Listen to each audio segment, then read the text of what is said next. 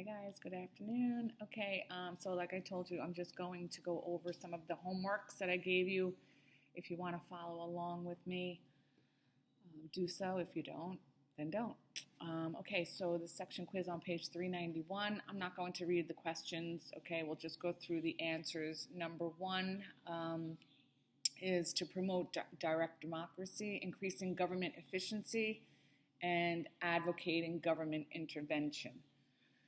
Number two, the difference between an initiative and a referendum. The initiative, citizens propose legislation through petitions. In the referendum, the citizens ratify legislation through voting. Number three, the city commission system and the city manager system. Okay, two different types of systems there. Number four is the 18th Amendment. The prohibition eventually was repealed by the 21st Amendment, making it inoperative. Still on page 391 here. Okay, number five, leader of the progressive wing of the Democratic Party is William Jennings Bryan. And then looking at the star, was prohibition a practical solution to the ills caused by alcoholic drinks? Why or why not? Of course, your answers will vary. But we want to definitely, the goal was definitely commendable, though the practical enforcement of it was lacking. Alcohol consumption and alcoholism was reduced, but with that we have an increase in violent crimes, and distribution was being done, of course, on the black market. And then you have all sorts of corruption there. Okay, that was page 391. Let's go to section quiz on page 401. Hope you guys are doing all right. I know, a little stir crazy. Okay, section quiz, page 401. A piece of muckraking literature. Again, The Jungle by Upton Sinclair. Number two, what was the fear about giving the Philippines their independence? The main fear would be that someone else would come over and have dominion over them, such as Japan. That's why we did it gradually. Number three, why did Colombia reject the Canal Treaty with the U.S.? They rejected the treaty hoping for more money. The United States acquired the canal by helping Panama secure its independence and purchasing the canal's rights from the new nation. Everything we do is strategic. All right, number four, the method of raising revenue was the income tax. Number five, two major pieces of legislation under Wilson. We have the Clayton Antitrust Act, which legalized basically strikes, boycotts, and pickets within businesses, and the Trade Commission Act, which defined and halted unfair business practices. All right, for the star, what effect do third-party candidates typically have on presidential elections? What effect did they have on the election of 1912?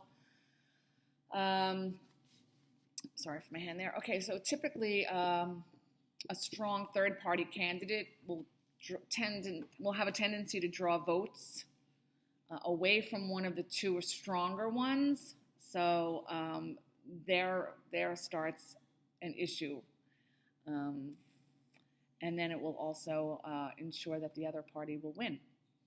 We saw this in the first election with Donald Trump. But I'm not going to go into Trump politics right now. Okay. And then so Roosevelt's candidacy in 1912 pulled the Republican votes from Taft, thereby ensuring that Wilson won the election. Okay, we've talked about that a little bit before with some of the politics and voting procedures. Okay, let's go to the activity manual. Okay. I'm going to go through 85 and 86. Thank you for those of you who sent it to me. Not a big deal. Okay, I'm going to just cruise through the numbers 1 through, I think, 19 on page 85, okay? I'm just going to read the answers. Page 85. Number 1, direct primary. Number 2, recall. Number 3, monopoly. Number 4, city manager. Number 5, referendum. And this is definitely, obviously, a very good page to study for your test, okay, for terms. Again, 6 is direct democracy. Number 7, city commission. Number 8, gas and water socialism. Number 9, initiative. Number 10, intervention. Number 11, trust busting. Number 12, secret ballot. Number 13, the government. Number 14, progressivism. Number 15, muckrakers. Number 16, prohibition. Number 17, labor unions. Number 18, reform Darwinists. Number 19, more democracy. Okay, and then I will go through activity manual, page 87. Okay, and then I will give you guys another video with just lots of facts and information summarizing the whole progressive era. And I believe that you will definitely be prepared for your tests. You guys always do a great job. All right, page 87, activity manual. Number 1, Reclamation Act. Number 2, Underwood Tariff Act. Number 3, dollar diplomacy. Number 4, Treaty of Portsmouth. Number 5, square deal. Number 6, battleship or gunship diplomacy. Number 7, Chief Justice. Number 8, the Roosevelt Corollary. Number 9, Gifford Pinchot. Number 10, New Nationalism. Number 11, Federal Reserve Act. Number 12, the Federal Trade Commission. 13, Panama Canal. Number 14, Clayton Antitrust Act. 15, the Root-Takahira Agreement. Again, definitely another good page to study for the test. Then on the bottom of page 87, we have Roosevelt, Taft, and Wilson. Okay, I'll pull out some main accomplishments or acts that fall under each. Okay, so under Roosevelt, we have the Reclamation Act, we have the Treaty of Portsmouth, we have the Square Deal, battleship or gunship diplomacy. We have, of course, his Roosevelt Corollary, New Nationalism, Panama Canal, and the Root-Takahira Agreement. Under Taft, not so much, but we do have dollar diplomacy, Chief Justice, and Gifford Pinchot.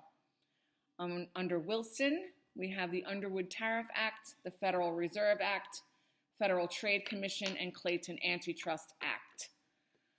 So those are some of the main accomplishments that each is known for. Okay, that's it right now for the homeworks. All right, I hope this helps you guys. I know, we're all kind of under a little duress, not being able to be face-to-face, but we do what we can, okay? So hope you guys have a great day. Reach out to me. I am definitely not stressing over whether or not you guys are getting your work done. Just continue to operate with integrity, do your reading, do your best, and keep succeeding well. All right, love you guys. See you. I'll talk to you later. Bye.